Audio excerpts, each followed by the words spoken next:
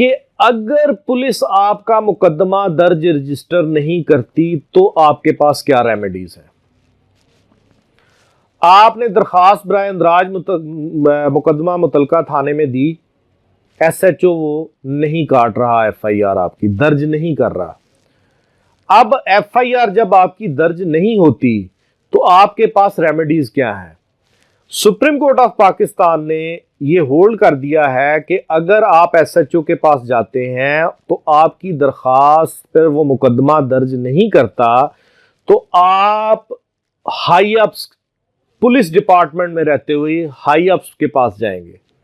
आप उसके एसपी के पास जाएंगे, आप उसके एसएसपी के पास जाएंगे, आप उसके डीआईजी के पास जाएंगे, वॉट एवर द केस में भी, कि जनाब मैंने ये इंदराज मुकदमे की दरखास्त दी है, ये जुर्म मुलजम ने कमिट किया है, एसएचओ उसके साथ मिला हुआ है, एसएचओ जो है वो मुकदमा दर्ज नहीं कर रहा, या एसएचओ मिला नहीं हुआ लेकिन एसएचओ अपनी एसीआर को सीधा करने के लिए कि मेरे इलाके में मेरे टेन्योर के दौरान कम से कम मुकदमात हुए हैं, ये कंसिडर होगा, इस वजह से मुकदमा दर्ज करने से इनकारी है।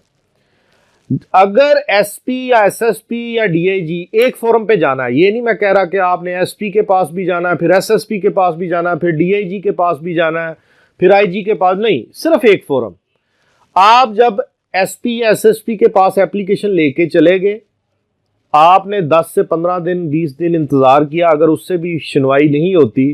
तो आपने 22 से 22B सीआरपीसी ज़ाब्ता फौजदारी के तहत वकील के जरिए आपने एक अंदराज मुकदमे की डायरेक्शन लेने के लिए सेशन जज के पास इन दफात के तहत दरख्वास्त दायर करनी है कि जनाब मैंने एसएचओ को भी दरख्वास्त दी, ये उसका डायरी नंबर है, मैंने एसएसपी को भी दरख्वास्त दी या एसपी को या डीआईजी को दी, ये उसका डायरी नंबर है, लेकिन मेरा ये मुकदमा दर्ज रजिस्टर नहीं कर रहे, जबकि मेरी दरख्वास्त में काबिल दस्त अंदाजी जुर्म बनता है, कॉग्निजेबल ऑफेंस मेड आउट हो रहा है। ये सेशन जज के पास हाई कोर्ट ने पास दी हुई है जस्टिस ऑफ पीस की। सेशन जज या एडिशनल सेशन जज बतौर जस्टिस ऑफ पीस उसमें पुलिस से कमेंट्स मंगवाएगा।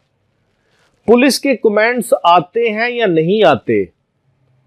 वो आपको सुनेगा, आपकी दरख्वास्त को सुनेगा, आपकी दरख्वास्त को पढ़ेगा, आपके शवाहिद को देखेगा। अगर वो समझता है कि आपका मुकदमा दर्ज रजिस्टर होना चाहिए तो वो डायरेक्शन दे देगा।